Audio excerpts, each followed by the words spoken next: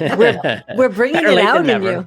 Yeah. You're bringing it out of me. I mean, I was double tasking with one person from Saskatoon, my media person, and then I got them off the call. So multi-doing things right now. Thank you. And we're live. We are. There we go. Close that. Remove. There we go. Welcome, Vivian. It's so nice to have you with us. And Dr. Energy, it is so good to see you. Thank you. And you as well, both of you. Thanks. This is the second time this week. Yes. Yeah, look at that. You're not getting enough of it. And this is the first time ever that we are producing this live with a guest, because we were so madly impressed, wildly impressed with Vivian the other day. We just thought, we're not going to let her go. Well, it's exciting to be back. And we have a subject today that we're going to talk about, Vivian. And in this subject, we're going to ask you a couple of questions. No, Yeah, we're yeah. not No, gonna- keep we're going, not keep gonna- going. Yeah. No, I was like, no, we're not doing that. No, I was just like, Change of plans. Okay. No.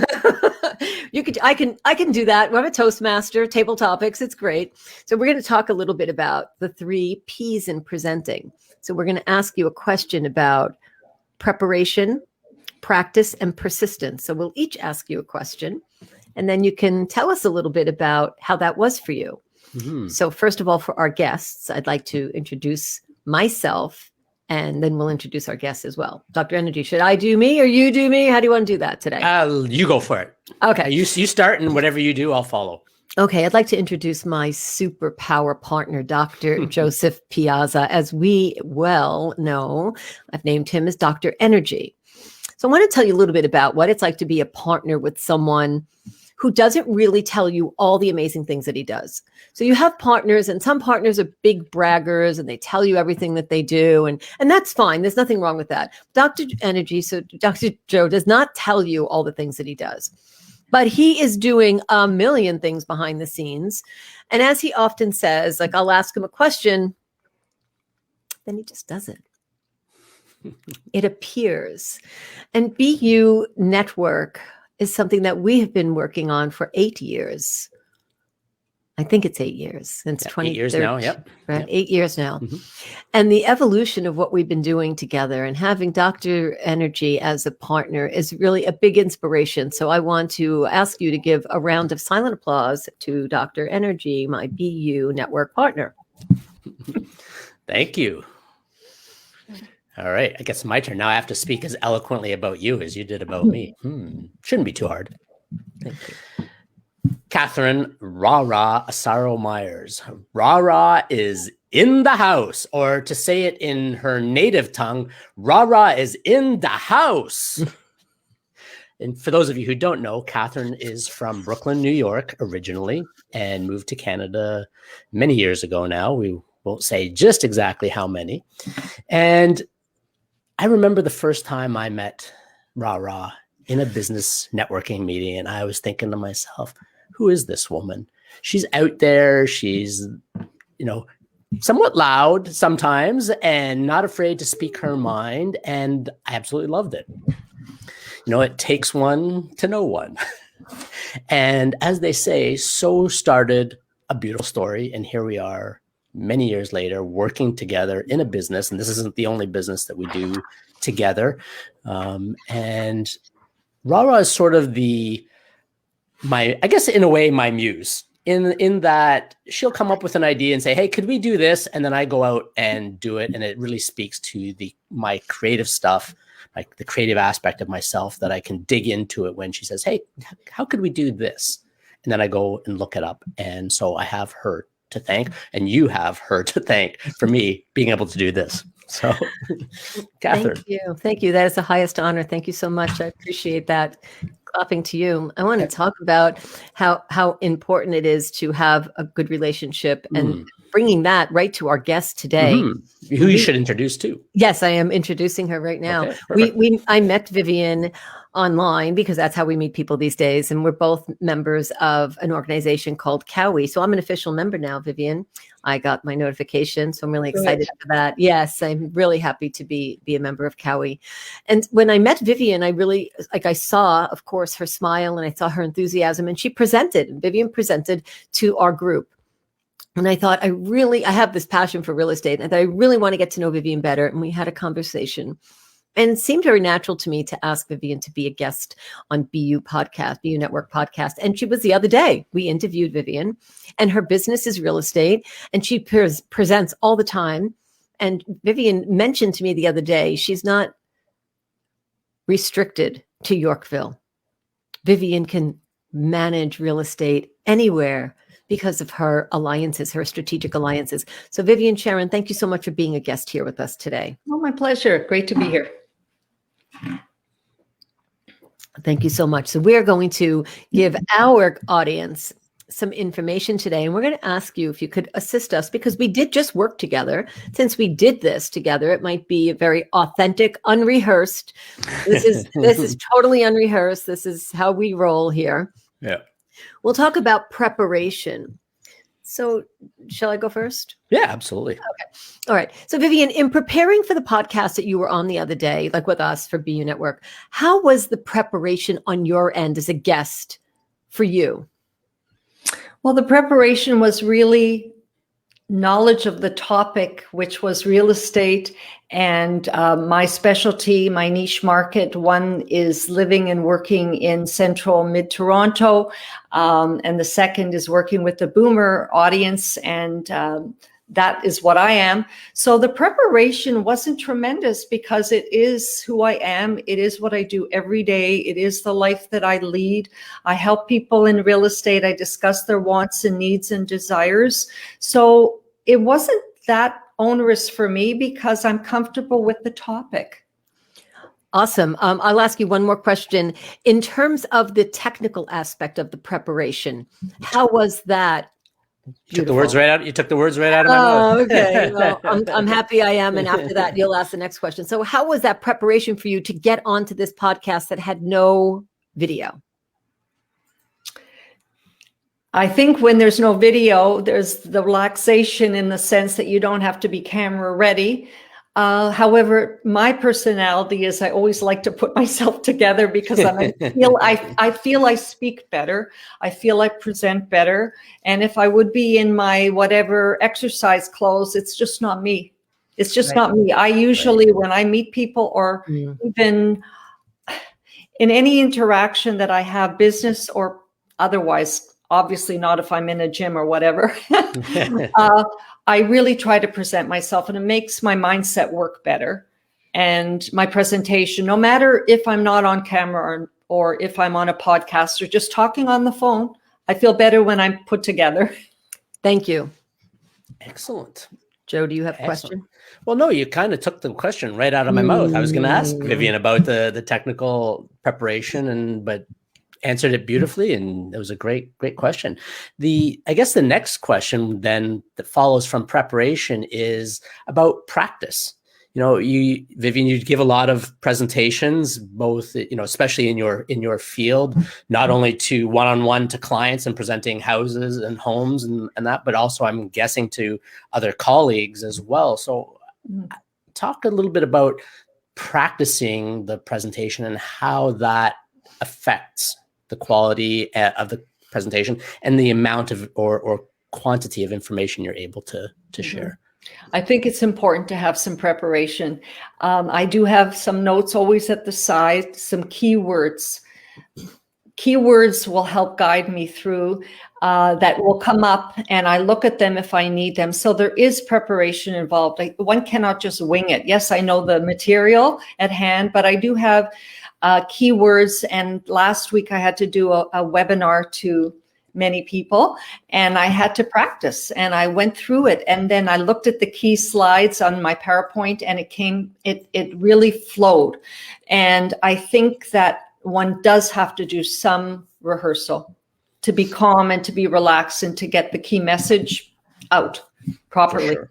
Yeah, I preaching to the choir here. I have a question. Sure. So Vivian, you talk about practice, and here we are today giving you absolutely no time to practice, no questions in advance. So Vivian, we're going to ask you this. There's no topic, and you totally step right in and trust us. Tell us a little bit about when someone like you who likes to have all these notes and you like to be prepared, how is it for you to step into a situation like this today? where I know nothing in advance. I think it's fun because you have to go in with an attitude of just being calm and relaxed, which I most of the time am, and speak from the heart. I think if one speaks authentically and listens to one is asked and just answers from a place of caring, and it just comes out naturally without rehearsal. There is rehearsal and there's no rehearsal. Right now it's spontaneous, and that's okay. Thank you. Thank you for your, Awesome. your honest answer. Would you like to ask about persistence first? No, you go for it. You have the microphone. Oh, we all have a microphone, but I got you have the mic floor. on. My mic is on. Okay. Thank you. So we'll talk about persistence.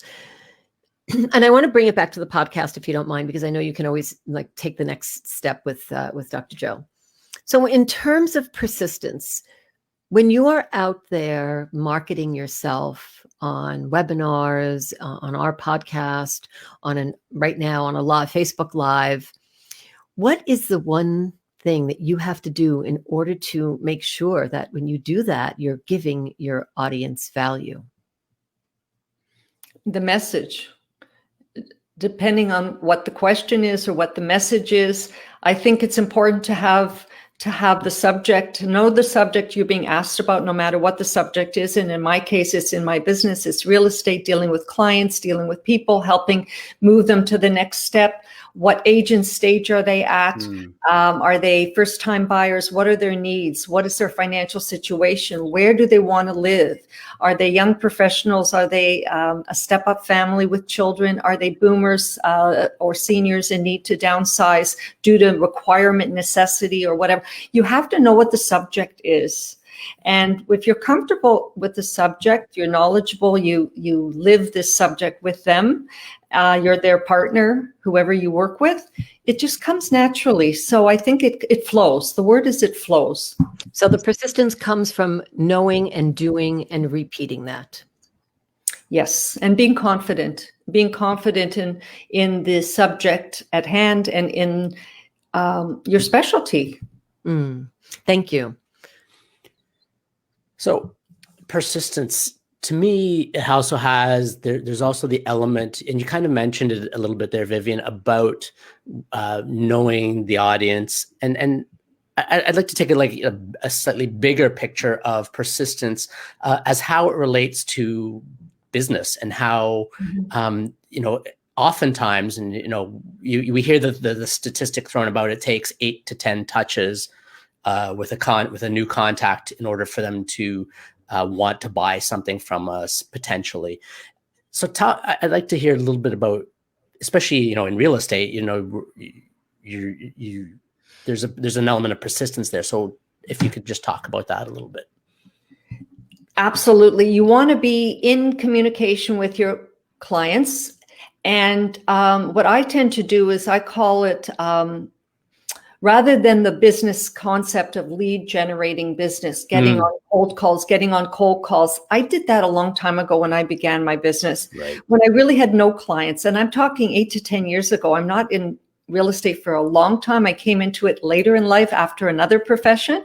And when I began, so we're talking persistence, I was forced, which was not who I am, to pick up the phone, take a phone list, go through your cell phone, whatever BlackBerry I think I had 10 years ago, right? And then phone people, hi, and it just didn't speak true to me, or door knocking, or all of that, and getting the phone hung up on you. I realized that's not who I am, so I just build connections by persevering the connect. In a soft sell way, in a kind way, talk to people, which I've done throughout this year. During the year we're locked down. How are you? How is your family? What is happening in your life? How are the children? What are your plans? Knowing our plans are not so evolving this year, but just connecting and caring, and it's sort of persevering in a way that's a common touch and a warm touch. I don't do the cold touches. Right. So it's taking a genuine interest in people, how they're doing, what they're up to in their life. That's kind of what I'm hearing. It's asking about their family, their occupation, their recreational plans, their dreams. Right. That's a and big not one. business. I don't usually, people say, so when are you thinking of buying or selling? Well, I don't do that because they know what I'm doing after 10 years of subtly telling them or mentioning it. I don't hard sell that. It comes up inevitably. So tell me about the real estate market. Well, right now this is happening and that is happening. And I'll throw in some information because I have the information, but I'm not throwing it at them. Right. I think that's a great lesson for people, not just people just starting out, especially for people starting out, but also for people who've been in it a while and maybe are struggling a little bit, is build the genuine relationship with people, right? It's not, don't be so focused on the hard sell. I mean, people aren't, the first time you meet somebody, you can't just go bleh all over them with all the information that you have and say, and oh, why don't you sell your house with me? Because they might not even be ready to buy or sell a house or a home or anything. They're just gathering information. They may be able to refer you to somebody else. But if you just go, if you literally vomit all over them, they're gonna go like, ugh. It's not gonna be a fun experience for them, and they're gonna go and look for somebody else who meets them where they're at. Yeah, exactly. And Vivian, one of the things I wanted to thank you for, so many things, is that you're so generous in sharing your book with us. And you've gone beyond talking about real estate. You've gone to the next level. And I'm looking at the time because I know we told you we would keep you for a certain amount of time, and I don't want you to be late for your next appointment. But you took it to the next level and you wrote a book. So if you could just give us a quick synopsis before we part and say thank you of your book, so we can see that you're not just a real estate broker, you're an author. I mean, you are not just an author, you're a mom, correct? Correct. You're a wife, you're a friend, you are a guest, you are many things besides being in real estate. So could you tell us a little bit about the author in you? Yes. This was a project that evolved about a year ago prior to COVID, because I realized, working a lot with my friends and family, a lot of them in the 50, 55 plus range, were struggling with what to do next with our life, what to do next with the house. What is our dream for the next 20, 30 years now that the kids are out of the house? And that was my situation. I went through it too, and had the big empty house. And what happens next? And to simplify one's life and take the fear that I felt they all were held back by the stuff in their house, the downsizing process, the emotions involved, calming their fears, and helping them through the life transition. And I said to myself, thinking about it like in January, a year ago, exactly, more or less, I had the opportunity in March, when we were all locked down, to really say, I have this time. So every night from March until November, through the work week from, let's say, 5 p.m. till 9 p.m., I would sit down, and I had a business coach behind me who's a real estate specialist. I mean, he's in real estate, but he's now a business coach. He said, you have to write every day. And I had to send him drafts, and I had to send him drafts. Without him on my head, I'd never get this done. 10 months later, and 10 months later, December 1, it came out. And the book is called The Boomer 7-Step Guide to Downsizing, Overcoming Fear and Discovering Freedom. And I talk about the 7 steps that help people navigate through the decision, to make the decision to downsize, selecting the right realtor, preparing the home for sale, to stage or not to stage, the offer process. People have no clue, after many people who haven't sold or bought for many years because they've lived in this home for so long. What is the new paperwork? Like, what paperwork? What are they signing off? What's the legal ramification? Packing to move. What is important about the process? How can I help them? And I bring in my team. And so I try to solve and resolve their fears and hold their hand and bring joy to the process, that it should be joyful. They're going to be selling their home, and I'm here to help with my team. I bring in people to help them transition and get rid of their stuff and everything involved, and move to the next level in their new life. And I want it to be joyful. That's why I wrote this book, to make this joyful. Yeah, thank you. Thank you. And sorry. I just wanted to say, and you're offering it to our guest today. Yes, please download this my free digital download of the book, Vivian Sharon, my website.com/book. And you will get a lot of tips, a lot of bonuses, a lot of information. The book is also available on Amazon, but this is the free version. Right. So I'd really love to share, for you to share with your friends, your family, your parents. If they're going through a struggle, I'm happy to talk to anybody who would like some information or advice. That's awesome. Wait, I put the link in the comments below so people can click the link and get that. Or if you're just watching, you can see the link here and type it in and get it. It sounds to me like you used the 3 Ps of preparation, practice, and persistence in writing the book, right? You had years of preparation of as a realtor, building to this, and then the practice of every day, 5 to 9, sitting down and writing, and the persistence to see it through. You applied all of that. So congratulations. Yes. Thank you. I'm enjoying the process. And just to end this here, I wanted to say that I'm not just a real estate professional. I'm also a lifestyle realtor. That's something that's come out of this whole thing. It's about lifestyle. And I have a team that work with me, a wonderful media team and brand team. And we work together, and we create together a lifestyle brand and a lifestyle process to help people in their life. And it's not just real estate, it's more. Excellent. Thank you, Vivian. And now you're a friend of ours as well. Now you're my friend too. We really appreciate you being on here without a script, without any rehearsal, and being the consummate professional that you are, delivering such value to us and to our guests and our audience today, and your audience as well. I want to thank you. It was great. Thanks so much. A lot of fun. Bye. Have a great day. Have a great day. Yes, you too. Bye-bye. Bye, Vivian. Awesome. That was so much fun. Our first ever live guest on a live stream. And Vivian really does exactly what we were talking about. What a perfect match. Like, to think about how Vivian is working with her preparation, her persistence, her practice and persistence, keeping it in that order. She does that so naturally. And it looks like she really carries that through to so many aspects of her life. Let's talk about how we do that. Okay. You go first. All right. So you ask me ask me what you want me to answer first. Well, let's talk about, let's carry on the conversation of the 3 Ps. We could call them the 3 pillars or the 3 Ps of preparation, practice, and persistence. Let's carry on that, how we've used that in creating BU Network and with what we do with the podcast and our consulting with clients, all of that. All right. I'll talk a little bit about the preparation. Sure.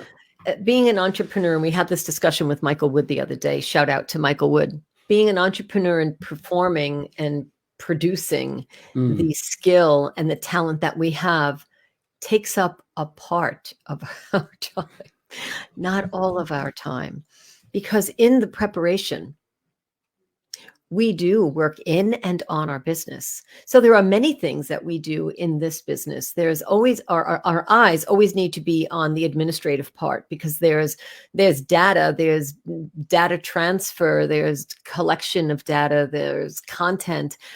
So the preparation is to know what you need to do. I use a system of mapping. I like visual mapping. So I know where I'm going. I use a digital camera.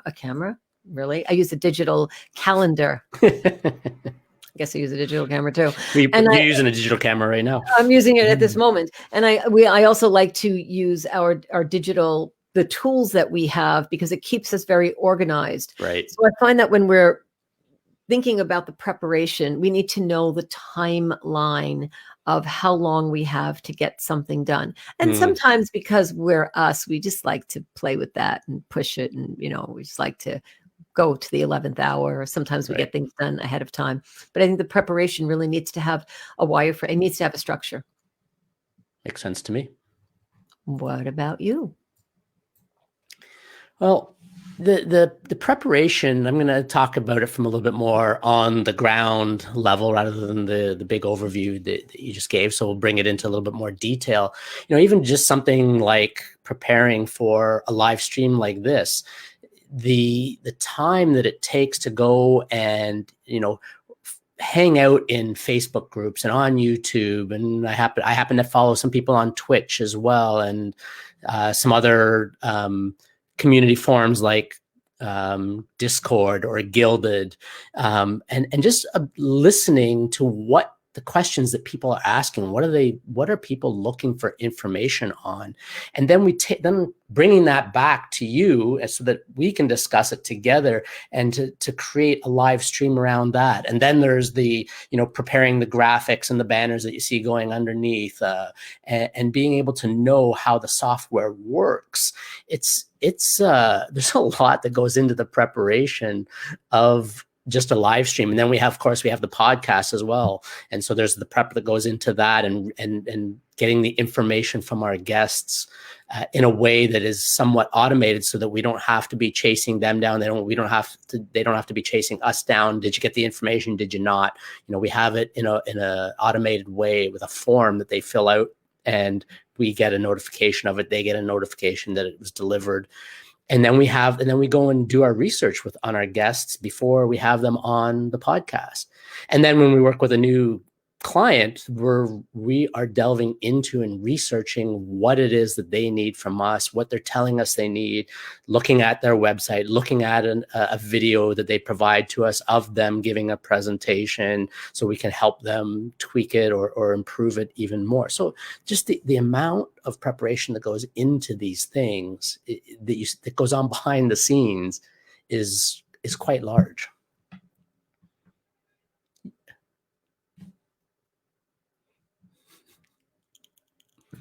Preparation. Hit the button. Hit the button. Be prepared. I might add to that, now that I've unmuted myself. The preparation there are things that we do that, I don't know, maybe some people don't do. Like, we will attend your seminar. We will we will be in your audience, so that we could authentically see, hear, feel what that's like. So when you are presenting prior to us working with you, as you can do with us being here and alive, which is completely off the cuff. It's like we're auditioning for you. Exactly. I mean, we have prepared for it, but it looks very off the cuff. And so when we're in that position of obtaining information and listening to the content, that's hours of work that goes into preparation, no matter who you're doing it for, whether we're doing it for ourselves or we're doing it for our client. It kind of reminds me of that story of the guy who hires a carpenter to build him a deck. And the carpenter says, great, here's what we're going to do. They lay out the plans, and then they give the estimate on the cost of this deck to the owner. And it's $20,000.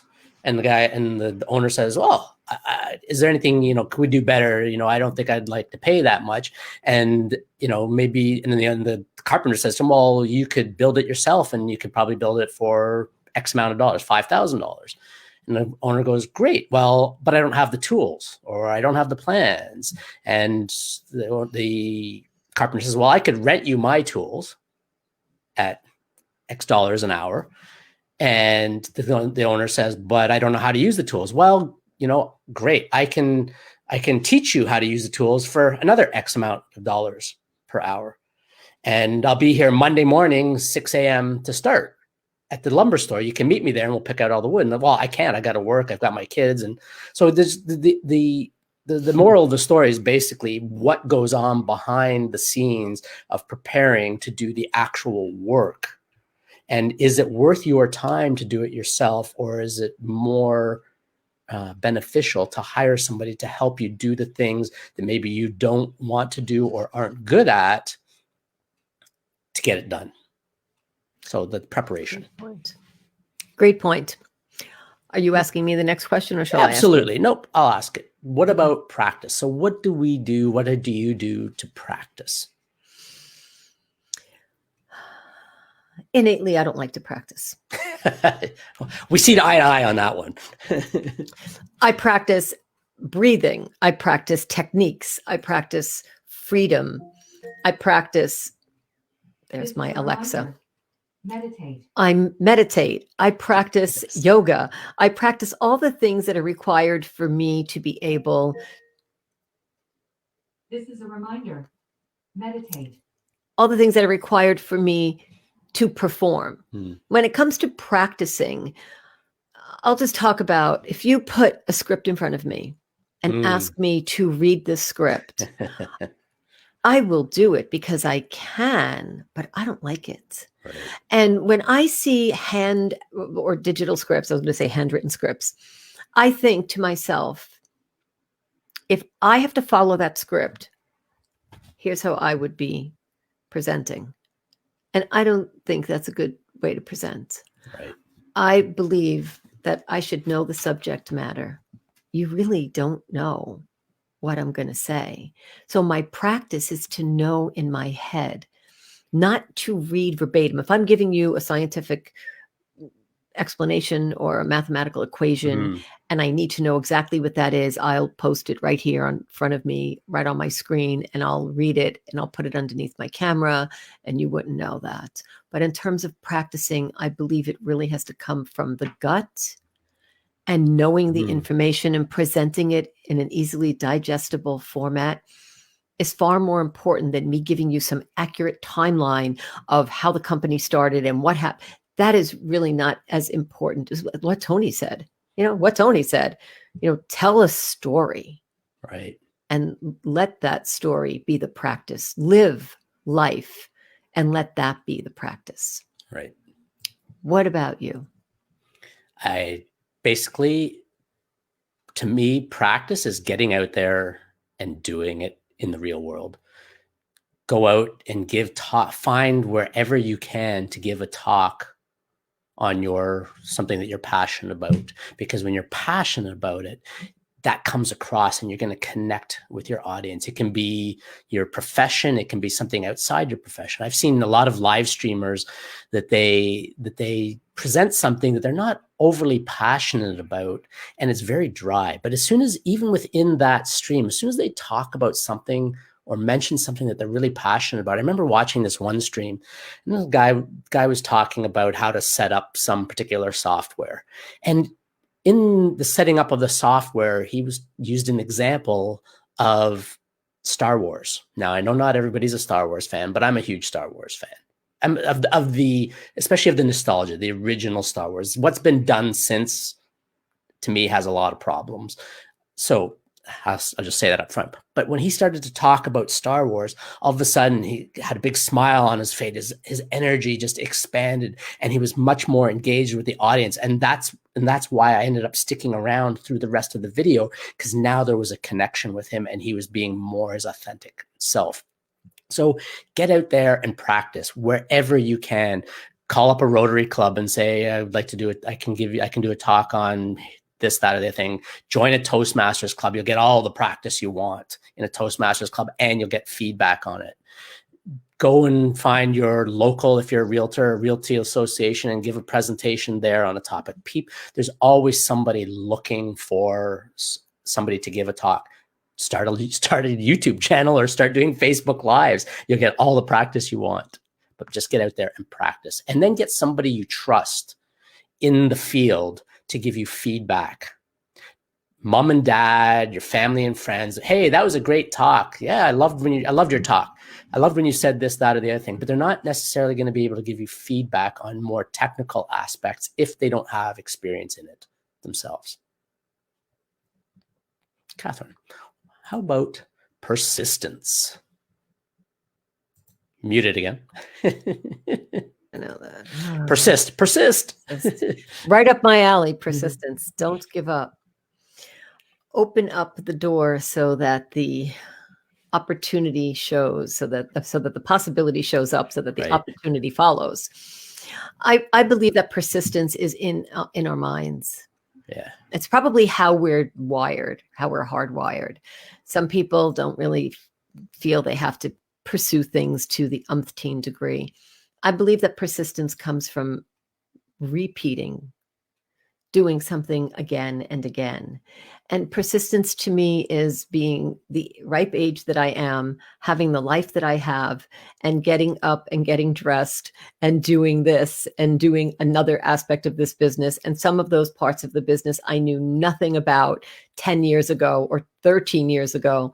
And I decided I am going to learn that and be really good at it. And there are things that I've been doing for 40 years and I'm still doing it. So persistence is not giving up just because you think, I have 30, 40 years experience in that. So therefore, I don't have to freshen up or know anymore. I believe persistence is to keep it alive and to actually follow through. Right. Yeah. It's, you just have to keep going sometimes. There are going to be times when you have to play the long game. It's not always a short game that you may not get viewers on a live stream consistently right away until you start to build that connection and that trust with people that you're actually delivering them great information. Hey, Sherry, good to see you. Welcome. Thanks for joining us. So the persistence, sometimes it is a long game. Like I was just on a live stream yesterday, and one of the viewers who had started a YouTube channel after 6 months gave up on it and stopped going live on YouTube. And then 6 months after that, all of a sudden people were subscribing, following, and liking the videos that he had put up. But he had dropped the ball for 6 months. And so that audience didn't keep building. So sometimes it is a long game that we need play, and that persistence, it needs to be, you need to really stick with it. There's a great saying about, and I can't remember it exactly. So I may get it botched up a little bit, but basically it's persistence and integrity is doing what you said you were going to do long after the energy that you were in when you said it has dissipated. So we often get really super excited about something new and fresh, and it's the shiny new thing. Oh, look, squirrel, right? Oh, look at the pretty dragonfly or butterfly, right? And we get distracted by it and we go off and do something else because the energy that the mood or the moment, the emotion that we were in when we committed to it has gone. And now we're in the day-to-day grind. We're coming up against the challenges of it, the technology of something that we don't know how to do some aspect of what it is we wanted to do. And having that persistence to stick with it is huge. I'd like to add to that comment about someone who had a YouTube channel for 6 months and gave up. So if you're currently doing something and you're thinking, I can't do it, it's too hard. I don't think it's for me. Before you give up, speak to someone else and someone who you trust in that profession and ask them if they think you're cut out for it, because you might not have a really good handle on that. You might have some idea that, it's too hard, you're not good at it. Right. But let's say you asked us and we use our lens and say, you are good for that. You are made for that. Keep up the good work, or, roll up your sleeves, or look at it from a different perspective. Because when we talk about practicing and presenting, and I'm reading some of the comments, and thank you so much for telling us it's a great topic, because we do this every day, all of us in our day-to-day life. We speak to our families, we're presenting. If we are looking rehearsed, if we're looking like we are following something, it comes off a little stiff, if you know what I mean.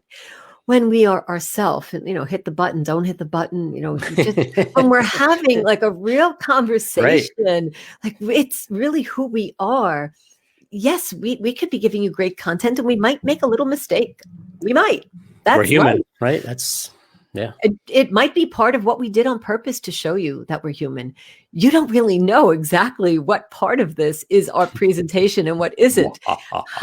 And that's the point about when you're presenting. Yeah. The audience doesn't know which part of that is you planning it and which part of it is you going with it. As long as you're giving the real you and who you are.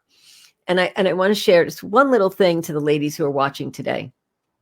I'm going to tell you how difficult it is. Wait. So hold on a sec. I'm going to give you center stage for this. Oh boy. There you go. All right. Thank you. I want to tell you how difficult it is to actually be on camera going through a physical transition. Like, it takes so much strength for me to do this. So I just want to share that in persistence, I have decided to grow out my hair and color it 50 shades of gray. And this is not only due to the pandemic, it's due to reaction that I'm actually having on my skin, which you don't see now because I've done everything humanly possible to get rid of it. But in that process, I looked at myself and said, self, what could I do to make sure that this never happens again? And I'm going to go with a completely new look. And that transition of growing out your hair and changing your look, I'm used to like black straight hair. This takes so much strength for me.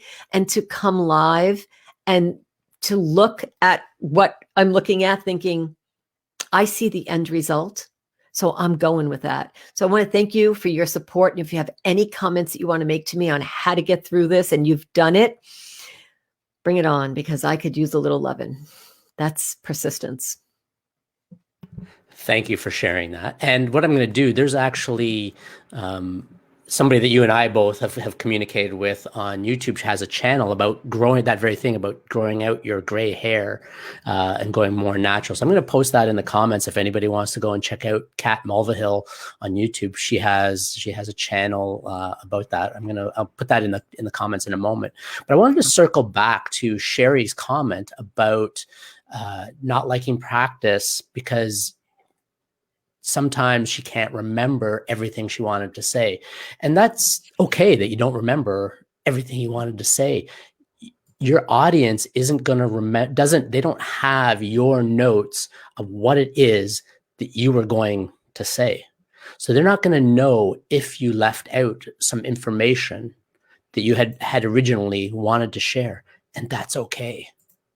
As long as you are connected, like you said, Sherry, connected to your desire to inspire your audience and deliver the best information that you can for them in that moment, that's going to come across. That's what you want to connect with. Let's give a shout out to Sherry, our another podcast guest of ours. I was going to ask you to do that. I'm kind of I'm in the middle of doing stuff, getting that link. Okay. So if you want to go ahead and do it. Sorry. Awesome. Yeah, that's okay. As I get out of the frame. So Sherry is a guest of ours on our podcast as well. You will hear her episode coming up soon. And Sherry lives out on the West Coast in beautiful, I'm going to say, not far from San Diego. I know it's not San Diego. I have her town on the top of my tongue. Put that in the chat for me, please. So oh my goodness. I don't remember either. I gotta be completely honest. So Sherry is up nice and early, and she has Tiburon, California. Tiburon. Okay, awesome. Tiburon, California. Sherry has 100 belly dancing videos available on her Facebook. Okay, ladies and gentlemen, ladies, you need to connect with Sherry and look at her 100 belly dancing videos for free. Yes. Sherry, I hope you don't mind me saying that because this really speaks to me. I think we should all be belly dancing, and that's the way we should move. Learn to move our head. Men, you might think, I don't need to belly dance. It's an amazing one. It's great exercise, especially, yes, there's no such thing as spot reducing, but it'll help tone the core muscles and it'll put a little bit more movement in your hips, which your partner will appreciate. It is. That's all I'm saying. Good for the whole family. It's good for, exactly. There's no question. And no matter what age, you can teach your kids to do it. Yes. And your grandchildren. Sherry, thank you so much for being here. I really love when somebody's this Carmen in the audience. Can we give a shout out to Carmen? Yeah, we did. She shared that she was loving the topic and you were in the flow of it. So I just typed in the comment saying, thanks for the comment. Yeah. Okay, awesome. I really love when somebody comes up and then gives us a comment and says something to us because it gives us a chance to recognize you. And we'd love to recognize you. We love that you're here. And this will live in our Facebook page here in our group. This is a group. Yeah. It will live in this group. Yes, it's a group. Are we in a group or are we in we just recently changed the name of our group too. We named it now a coaching. Yeah. From e-commerce to putting the focus more on the consulting that we do. Right. Because some people don't know what we do. So maybe we can take a few minutes in talking about persistence, and maybe we could talk a little bit about our upcoming podcast that you just dropped in in everybody's inbox today. Yeah. So our latest episode was with Debbie Van Grieken, and I'm going to come back to that in a second. Her episode just dropped today. So if you are signed up to our list, you will have gotten that right around 10:30 this morning.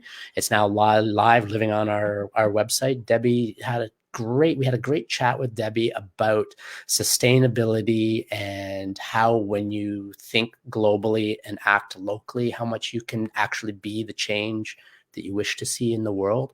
So I invite everybody to go and check that out. I'm going to drop the actual link for that in the comment section. So if you would like to say something about Debbie's episode, I'll put you on camera and I'll go do that in the background. Thank you. Yes, I'd love to say how I met Debbie in Rotary. Debbie was a guest. And so she presented, talk about presenting, right? We're in the audience, we're listening to people. Debbie presented and it really spoke to me. Now, I do want to tell you that Debbie changed my life. And I'm not saying that just to say it. Debbie changed my life. After having Debbie, I watched her on the Rotary, my Rotary club. After Debbie was a guest on our podcast, I bought her shea butter. Mm-hmm. And Debbie delivered it. So she drove an hour and a half, 2 hours. And the minute I touched that shea butter, it changed my life. It was charged with energy.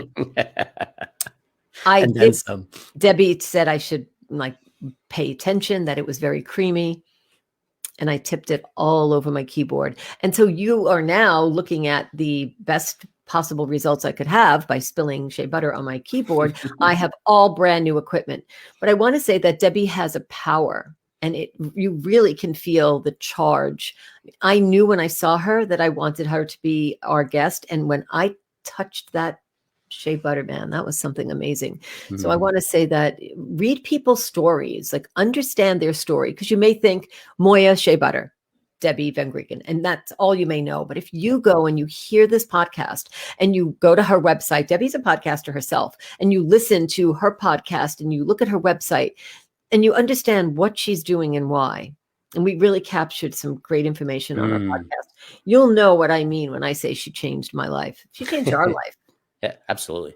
It's just amazing. Yeah. So go ahead and check that out. We'd love you to listen to that and give us feedback on the podcast. If you've got somebody that you follow, or somebody you know in your life in any field and that you think would make a great podcast guest, we'd be happy to have people on our podcast.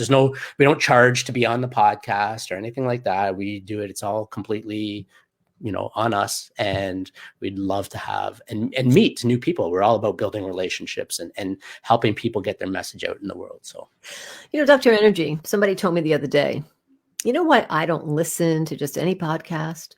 I said, why? He said, because I don't really think that the interview process has a format. And I was so proud when this person said this, because I thought, I'm so glad that we have a structure to what we do. Yeah. It seems very easy and we make it very light and lighthearted, but we really do need a structure. So when you're listening to the interviewer, keep in mind when you're listening to our podcast, listen to the audible.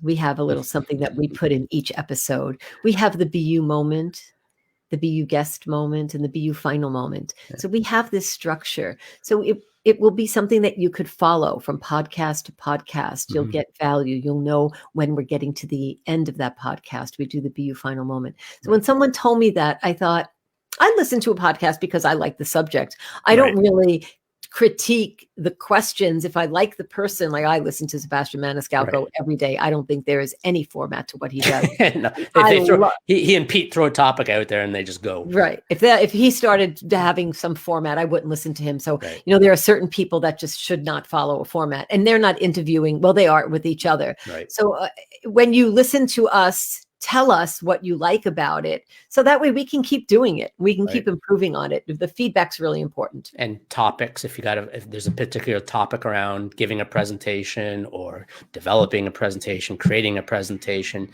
making contacts for presentations, get in touch with us. We'll be happy to put something together for that. So. And remember that we have really good eyes. So we can look at what you're doing currently, even if you've already gone through that whole process and you're pushing it out. You might want what they call in the medical field a second opinion. Right. And if you would like a second opinion on something that you're currently doing, because you think that our 4 eyes, oh, we have 8 eyes, the two of us, don't we? We're two 4 eyes. Sometimes I don't wear, I try not to wear these actually aren't prescription glasses, and I try Okay. not to wear my glasses too much. All right. Well, these are prescription glasses. And so if you want another lens and you get the two of us to do that with you, then we could give you a second opinion on what you're currently doing.